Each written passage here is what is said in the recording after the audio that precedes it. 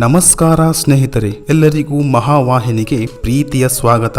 ಕಠೋಪನಿಷತ್ ಭಾಗ 3ರಲ್ಲಿ ನಚಿಕೇತ ಕೇಳಿದ ಮೂರನೇ ವರದ ಬಗ್ಗೆ ಹೇಳಲು ಪ್ರಯತ್ನಿಸುತ್ತೇನೆ. ಮೂರನೇ ವರವಾಗಿ ನಚಿಕೇತ ಇಡೀ ಮನುಕುಲವನ್ನು ಯಾವಾಗಲೂ ಕಾಡುತ್ತಿರುವ ಒಂದು ವಿಶಿಷ್ಟವಾದ ಪ್ರಶ್ನೆಯನ್ನು ಯಮನ ಮುಂದಿಡುತ್ತಾನೆ. ಅದು ಸತ್ತ ಮನುಷ್ಯನ ಬಗ್ಗೆ ಒಂದು ಸಂದೇಹವಿದೆ. ಸತ್ತ ಜೀವಕ್ಕೆ ಭಗವಂತನ ನಿಯಮನ ಹೇಗೆ? ಮೋಕ್ಷದಲ್ಲಿ ಭಗವಂತ ಜೀವನನ್ನು ನಿಯಂತ್ರಿಸುವ ಬಗೆ ಎಂತಹದ್ದು? ಮೋಕ್ಷದಲ್ಲಿ ಭಗವಂತನ ಪ್ರೇರಣೆ ಹೇಗಿರುತ್ತದೆ? ಇದನ್ನು ಶಾಸ್ತ್ರಕ್ಕೆ ಅನುಗುಣವಾಗಿ ನನಗೆ ತಿಳಿಸು. ಇದು ನಾನು ಕೇಳಬೇಕಾದ ಮೂರನೇ ಹಾಗೂ ಕೊನೆಯ ವರ ಎಂದು ತನ್ನ ಪ್ರಶ್ನೆಯನ್ನು ಯಮನ ಮುಂದಿಡುತ್ತಾನೆ. ಆಧ್ಯಾತ್ಮ ವಿದ್ಯೆಯಲ್ಲಿ ಮನುಷ್ಯ ತಿಳಿಯಬೇಕಾದ ಅತ್ಯಂತ ಶ್ರೇಷ್ಠ ವಿಚಾರವಿದು. ಸತ್ತ ನಂತರ ಜೀವ ಮತ್ತು ಭಗವಂತನ ಸಂಬಂಧ, ಮುಕ್ತಿಯಲ್ಲಿ ಭಗವಂತ ಜೀವನನ್ನು ನಿಯಮಿಸುವ ನಡೆ ಎಲ್ಲವೂ ಬಹಳ ನಿಗೂಢ. ಮೋಕ್ಷವನ್ನು ಕಾಣದವ ಇದನ್ನು ವಿವರಿಸಲಾರ, ಮೋಕ್ಷವನ್ನು ಸೇರಿದವ ಮರಳಿ ಬಂದು ಹೇಳಲಾರ. ಹೀಗಿರುವಾಗ ಈ ವಿಚಾರ ಬಹಳ ರಹಸ್ಯ. ಇಂತಹ ನಿಗೂಢವಾದ ವಿಷಯವನ್ನು ಯೋಗ್ಯರಲ್ಲದವರಿಗೆ ಯಾರೂ ಹೇಳುವುದಿಲ್ಲ. ಆದ್ದರಿಂದ ಯಮ ನೇರವಾಗಿ ಉತ್ತರಿಸದೆ ಆತನ ಯೋಗ್ಯತೆಯನ್ನು ವಿವಿಧ ರೀತಿಯಿಂದ ಪರೀಕ್ಷೆ ಮಾಡುತ್ತಾನೆ. ಯಮ ಹೇಳುತ್ತಾನೆ, ನೀನು ಕೇಳಿದ ವಿಚಾರ ದೇವತೆಗಳಿಗೂ ಪೂರ್ಣವಾಗಿ ತಿಳಿದಿಲ್ಲ. ಹೀಗಿರುವಾಗ ನೀನು ತಿಳಿಯುವುದು ಕಷ್ಟ. ಹಾಗಾಗಿ ಈ ವರವನ್ನು ಬಿಟ್ಟು ಬೇರೆ ಏನಾದರೂ ಕೇಳು ಎಂದಾಗ ನಚಿಕೇತ, ದೇವತೆಗಳಿಗೂ ಪೂರ್ಣ ತಿಳಿಯದ ವಿಷಯವನ್ನು ನಾನು ನಿನ್ನಲ್ಲಿ ಕೇಳಿದ್ದೇನೆ. ನಿಜವಾಗಿ ದೇವರನ್ನು ಕಂಡು ಸಾಕ್ಷಾತ್ಕಾರ ಪಡೆದ ಒಬ್ಬ ಉಪಾಧ್ಯಾಯ ಇಂದು ನನಗೆ ಸಿಕ್ಕಿದ್ದಾನೆ. ಹಾಗಿರುವಾಗ ಈ ಜ್ಞಾನದಿಂದ ನಾನು ವಂಚಿತನಾಗಲಾರೆ. ಇದಕ್ಕೆ ಸಮನಾದ ವರವೇ ಇಲ್ಲ. ಆದ್ದರಿಂದ ನಾನು ಬೇರೆ ವರವನ್ನು ಕೇಳುವುದಿಲ್ಲ ಎನ್ನುತ್ತಾನೆ ನಚಿಕೇತ. ಒಂದಿಲ್ಲದಿದ್ದರೆ ಅನೇಕ ವರವನ್ನು ಕೇಳು. ಮನೆ ತುಂಬಾ ಹಾಲು ಮೊಸರು ಕೊಡುವಂತಹ ಗೋವುಗಳನ್ನು ಕೇಳು. ಬಂಗಾರದ ರಾಶಿಯನ್ನು ಕೇಳು. ನಿನಗೆಷ್ಟು ಭೂಮಿ ಬೇಕೋ ಅದನ್ನು ಕೇಳು. ನಿನಗೆ ಎಷ್ಟು ಸಮಯ ಬದುಕಬೇಕೋ ಅಷ್ಟು ಆಯುಸ್ಸನ್ನು ಕೊಡುತ್ತೇನೆ. ಜೀವನದಲ್ಲಿ ಒಬ್ಬ ಸಂಸಾರಿ ಬಯಸುವ ಎಲ್ಲವನ್ನೂ ಕೇಳು. ನೀನು ಕೇಳಿದ ಒಂದು ವರಕ್ಕೆ ಲೌಕಿಕವಾಗಿ ಒಬ್ಬ ಮನುಷ್ಯ ಎಷ್ಟು ಬಯಸುತ್ತಾನೋ ಅಷ್ಟನ್ನು ಬೇಡಿಕೋ. ಇಲ್ಲ, ಇದು ಕಡಿಮೆ ಎನಿಸಿದರೆ ಇಡೀ ಬ್ರಹ್ಮಕಲ್ಪದಲ್ಲಿ ಪೂರ್ತಿ ಜೀವಿಸಲು ಬಯಸು, ಅದನ್ನು ಕೊಡುತ್ತೇನೆ. ಇಡೀ ಭೂಮಂಡಲದ ಚಕ್ರವರ್ತಿಯಾಗ ಬಯಸುವುದಾದರೆ ಕೇಳು. ಯಾವ ಚಕ್ರವರ್ತಿಯೂ ಸೇರದ ಎತ್ತರವನ್ನು ನೀನು ಸೇರುವಂತೆ ಮಾಡುತ್ತೇನೆ. ಮನುಷ್ಯ ಲೋಕದಲ್ಲಿ ನೀನು ಕಂಡು ಕೆಳರಿಯದ ದೇವಲೋಕದ ಅಪೂರ್ವ ಸಂಪತ್ತನ್ನು ಬಯಸು, ಅದನ್ನೂ ಕೊಡುತ್ತೇನೆ. ಅಪ್ಸರೆಯರನ್ನು ನಿನ್ನೊಂದಿಗೆ ಕರೆದುಕೊಂಡು ಹೋಗು. ಅವರು ನಿನ್ನ ಮನೆಯ ಚಾಕರಿ ಮಾಡಿಕೊಂಡಿರುವಂತೆ ಬಯಸು. ಹೀಗೆ ಏನು ಬೇಕಾದರೂ ಕೇಳು. ಆದರೆ ಸಾವಿನ ಆಚೆಗೆ ಜೀವನನ್ನು ನಿಯಂತ್ರಿಸುವ ಭಗವಂತನ ಬಗ್ಗೆ ಹೇಳು ಎಂದು ಕೇಳಬೇಡ. ಆಗ ನಚಿಕೇತ ಹೀಗೆ ಹೇಳುತ್ತಾನೆ, ನೀನು ಏನನ್ನು ಕೊಡುತ್ತೇನೆ ಎಂದು ಹೇಳಿದೆಯೋ ಅವೆಲ್ಲವೂ ನಶ್ವರ. ಈ ಪ್ರಪಂಚ ಇಂದು ಇದ್ದಂತೆ ನಾಳೆ ಇರುತ್ತದೆ ಎನ್ನುವ ಭರವಸೆ ಇಲ್ಲ. ಇಲ್ಲಿ ಸಾವಿಲ್ಲದನ್ನು ನೀನು ಕೊಡಲಾರೆ. ಇಲ್ಲಿ ನಾವು ಅನುಭವಿಸುವ ಎಲ್ಲಾ ಭೋಗವು ನಮ್ಮ ಇಂದ್ರಿಯಗಳ ತೇಜಸ್ಸನ್ನು ಹೀರಿ ನಮ್ಮನ್ನು ಮುಪ್ಪಿನತ್ತ ಕೊಂಡೊಯ್ಯುತ್ತವೆ. ಮನುಷ್ಯನಿಗೆ ಎಷ್ಟು ಬೇಕು ಅಷ್ಟು ಹಣವನ್ನು ಕೊಡುತ್ತೇನೆ ಎಂದರೆ ಅದು ಮೂರ್ಖತನವಾಗುತ್ತದೆ. ಏಕೆಂದರೆ ಮನುಷ್ಯನ ಧನ ಆಸೆಯನ್ನು ಪೂರೈಸುವುದು ಯಾರಿಂದಲೂ ಸಾಧ್ಯವಿಲ್ಲ. ಅದಕ್ಕಾಗಿ ಈ ಯಾವ ಅಪೇಕ್ಷೆಯೂ ನನಗಿಲ್ಲ. ನನಗೆ ಬೇಕಾಗಿರುವುದು ಜ್ಞಾನ. ಇದನ್ನು ಬಿಟ್ಟು ನನಗೇನು ಬೇಡ ಎಂದು ನಚಿಕೇತ ಗಟ್ಟಿಯಾಗಿ ಕುಳಿತು ಬಿಟ್ಟ. ನಚಿಕೇತನ ಆಧ್ಯಾತ್ಮನಿಷ್ಠೆ ತಿಳಿಯಲೇಬೇಕು ಎನ್ನುವ ಛಲವನ್ನು ಕಂಡು ಯಮರಾಜನಿಗೆ ಬಹಳ ಸಂತೋಷವಾಯಿತು. ಕೇವಲ ಜ್ಞಾನಕ್ಕೋಸ್ಕರ ಜ್ಞಾನ ಬೇಕು, ಇನ್ನೇನು ಬೇಡ ಎನ್ನುವ ಇಂತಹ ವಿದ್ಯಾರ್ಥಿಯನ್ನು ಕಂಡ ಯಮ ಬಹಳ ಸುಂದರವಾದ ಮಾತೊಂದನ್ನು ಹೇಳುತ್ತಾನೆ. ಮನುಷ್ಯನನ್ನು ಮುಖ್ಯವಾಗಿ ಕಾಡುವ ಸಂಗತಿಗಳು ಎರಡು. ಒಂದು ಶ್ರೇಯಸ್ಸು, ಇನ್ನೊಂದು ಪ್ರೇಯಸ್ಸು. ನಮಗೆ ಒಳಿತನುಂಟು ಮಾಡುವುದು ಮತ್ತು ಹಿತವಾದದ್ದು ಶ್ರೇಯಸ್ಸು, ಪ್ರಿಯವಾದದ್ದು ಆದರೆ ನಶ್ವರವಾದದ್ದು ಪ್ರೇಯಸ್ಸು. ಈ ಶ್ರೇಯಸ್ಸು ಮತ್ತು ಪ್ರೇಯಸ್ಸು ಮನುಷ್ಯನನ್ನು ಕಟ್ಟಿಹಾಕುತ್ತವೆ. ಮನುಷ್ಯ ಯಾವುದನ್ನು ಆಯ್ಕೆ ಮಾಡಿಕೊಳ್ಳಬೇಕು ಎನ್ನುವ ದ್ವಂದ್ವದಲ್ಲಿ ಬದುಕುತ್ತಾನೆ. ಆಗ ಬುದ್ಧಿವಂತನಾದವನು ಯಾವುದು ಬೇಕು ಯಾವುದು ಬೇಡ ಎಂದು ಚೆನ್ನಾಗಿ ವಿಶ್ಲೇಷಣೆ ಮಾಡಿ ವಿವೇಕದಿಂದ ತೀರ್ಮಾನ ತೆಗೆದುಕೊಳ್ಳುತ್ತಾನೆ. ಸಾಮಾನ್ಯವಾಗಿ ಮನುಷ್ಯನಿಗೆ ಕೆಟ್ಟದ್ದು ಯಾವುದು ಎನ್ನುವುದು ಗೊತ್ತಿರುತ್ತದೆ. ಆದರೂ ಆ ದಾರಿಯಲ್ಲಿ ಹೋಗಿ ಬಲಿ ಬೀಳುವವರೇ ಹೆಚ್ಚು. ಕಾರಣ ಪ್ರೇಯಸ್ಸಿನ ಸೆಳೆತ. ಹೇಗೆ ಹೆಚ್ಚಿನ ಮನುಷ್ಯರು ಪ್ರಿಯವಾದುದರ ಹಿಂದೆ ಹೋಗುತ್ತಾರೋ ಹಾಗೆ ನೀನು ಹೋಗಲಿಲ್ಲ. ಮೆಚ್ಚತಕ್ಕಂತಹ ಹಿರಿಮೆ ನಿನ್ನದು ಎಂದು ಹೊಗಳುತ್ತಾನೆ ಯಮ.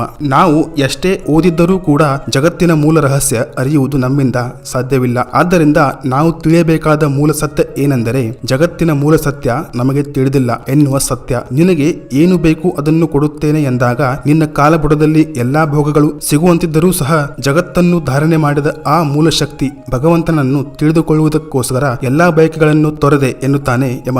ಜೀವನವೆಂದರೆ ಭಯದ ಸರಮಾಲೆ. ಪ್ರತಿಯೊಬ್ಬ ಮನುಷ್ಯನು ಭಯದಿಂದ ಮುಕ್ತಿ ಪಡೆಯಲು ಬಯಸುತ್ತಾನೆ. ಆದರೆ ಆತ ಜೀವನ ಪರ್ಯಂತ ಭಯದಲ್ಲೇ ಬದುಕುತ್ತಿರುತ್ತಾನೆ. ನಾವು ಎಷ್ಟೇ ವೇದಗಳನ್ನು ಓದಿದರೂ ಸಹ ಭಗವಂತನನ್ನು ಪೂರ್ಣವಾಗಿ ತಿಳಿಯಲು ತಿಳಿಯಲು ಸಾಧ್ಯವಿಲ್ಲ. ಅಂತಹ ಜಗತ್ತಿಗೆ ಆಸರೆಯಾಗಿರುವ ಭಗವಂತ ನನಗೆ ಆಸರೆಯಾಗಿ ನನ್ನೊಳಗಿದ್ದಾನೆ ಎಂದು ತಿಳಿದಾಗ ಭಯ ದೂರವಾಗಿ ಧೈರ್ಯ ಬರುತ್ತದೆ. ಈ ಸತ್ಯವನ್ನು ಅರಿತಿದ್ದರಿಂದ ನಿನಗೆ ಇಂತಹ ಧೈರ್ಯ ಬಂತು. ಭಗವಂತ ಜ್ಞಾನಾನಂದಗಳ ಮೊತ್ತ. ಅವನನ್ನು ಹೊರಗಣ್ಣಿನಿಂದ ನೋಡಲು ಅಸಾಧ್ಯ. ಆತ ಸಮಸ್ತ ಜೀವಿಗಳ ಹೃದಯ ಗುಹೆಯಲ್ಲಿ ನಿಗೂಢವಾಗಿ ನೆಲೆಸಿದ್ದಾನೆ. ಆತನನ್ನು ತಿಳಿಯಲು ಒಂದೇ ಮಾರ್ಗ, ಅದು ಆಧ್ಯಾತ್ಮದ ಅರಿವು. ಒಮ್ಮೆ ಭಗವಂತನ ಅರಿವು ಬಂತೆಂದರೆ ಆಗ ನಾವು ಲೌಕಿಕ ಹರ್ಷ ಶೋಕವನ್ನು ಮೀರಿ ನಿಲ್ಲಬಹುದು. ಇಂತಹ ಸ್ಥಿತಿಯಲ್ಲಿ ಸ್ವರೂಪಾನಂದದ ಸುಖ ಸಿಗುತ್ತದೆ. ಅಂತಹ ಸ್ಥಿತಿಯನ್ನು ನೀನು ಪಡೆದಿದ್ದೀಯಾ ಎಂದು ನಚಿಕೇತನನ್ನು ಹೊಗಳುತ್ತಾನೆ. ಇಲ್ಲಿಯ ತನಕ ಯಮನ ಹೊಗಳಿಕೆಯ ಮಾತನ್ನು ಕೇಳಿದ ನಚಿಕೇತ, ನನಗೆ ನಿನ್ನ ಯಾವ ಹೊಗಳಿಕೆಯೂ ಮಾತು ಬೇಕಾಗಿಲ್ಲ. ನನಗೆ ನಾನು ಕೇಳಿದ ಪ್ರಶ್ನೆಗೆ ಉತ್ತರ ಬೇಕು. ನೀನು ಕಂಡಿರುವ ತತ್ವದ ಬಗ್ಗೆ ಹೇಳು